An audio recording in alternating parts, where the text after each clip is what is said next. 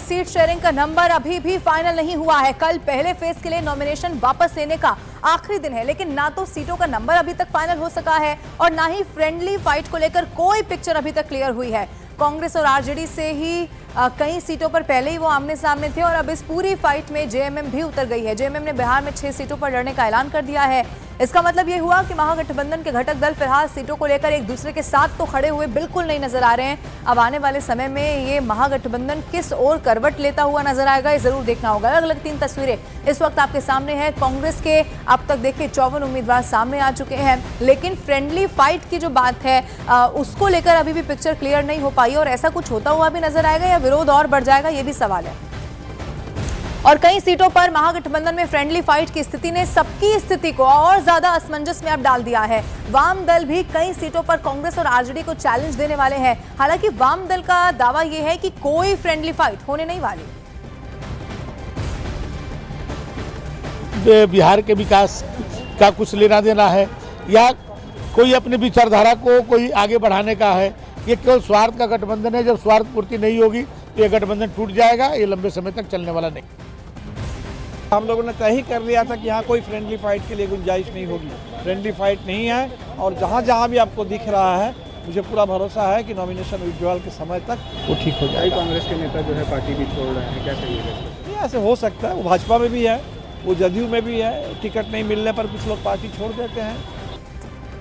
और देखिए जिस फ्रेंडली फाइट का यहां पर जिक्र किया जा रहा है, अब वो कौन सी सीट पर इस वक्त बनती हुई नजर आ रही है, आइए अब आपको वो भी बताते हैं। जमुई जिले की सीट है सिकंदरा, जहां पर महागठबंधन की फ्रेंडली फाइट की स्थिति बनती हुई नजर आ रही है। यहां कांग्रेस और आरजेडी दोनों ही पार्टियों के उम्मीदवार मैदान में है, लेकिन सबसे बड़ी बात यह है चूंकि अभी तक सीट शेयरिंग का फॉर्मूला क्या होगा ये फाइनल नहीं हो पाया है। इसीलिए देखिए जमुई जिले की ये सिकंदरा सीट जहां पर महागठबंधन की फ्रेंडली फाइट की स्थिति बन गई है और यहां कांग्रेस और आरजेडी दोनों ही पार्टियों उम्मीदवार मैदान में उतर गए हैं, दोनों ही मैदान में डटे हुए हैं। अब फ्रेंडली फाइट को लेकर बयान भी क्या कुछ सामने आए हैं, अब वो भी जरा आप देखिए।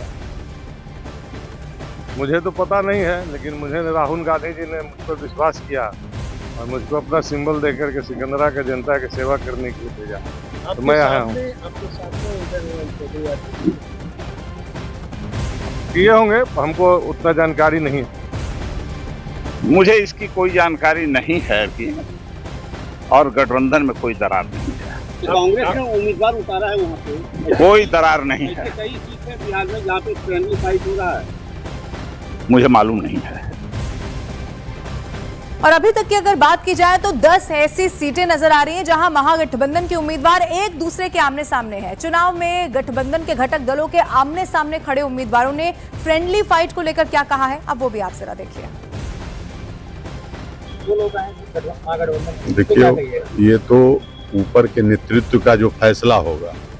हम तो छोटा कार्यकर्ता हैं और छोटा कार्यकर्ता को जो आदेश मिलता है, मैं शुक्रगुजार हूं कांग्रेस पार्टी का, डॉक्टर अखिलेश सिंह का, कि जो मुझे इस लायक समझे और एक छोटा कार्यकर्ता को यहाँ भेजे वारसिलीगंज विधानसभा में नॉमिनेशन कराने के लिए। और वहाँ की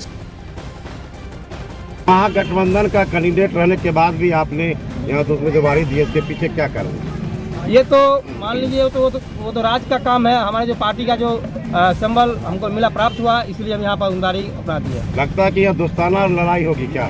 ये तो जिस लग रहा है लोकल और बाहरी की यहाँ जो लड़ाई चल रही थी, उसी को ध्यान में रख के यहाँ उम्मीदवारी बना दिया। हमारी पार्टी ये निर्णय लिया।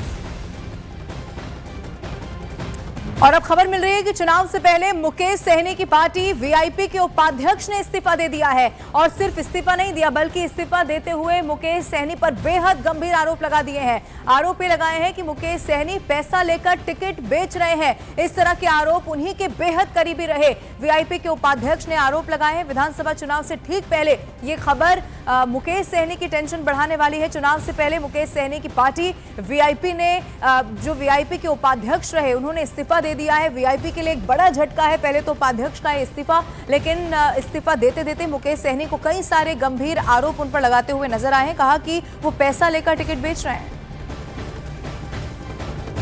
सहनी जी हमको आश्वासन देकर सारा पेपर तैयार करवा करके बोले रखिए दरभंगा शहर सीट से आपको चुनाव लड़ना है, लेकिन 17 की सुबह में उन्होंने हमें ठगने का काम किया, हमें बेइज्जत कराने का काम किया, जो उनका धर्म ईमान भी गवाह नहीं देता होगा।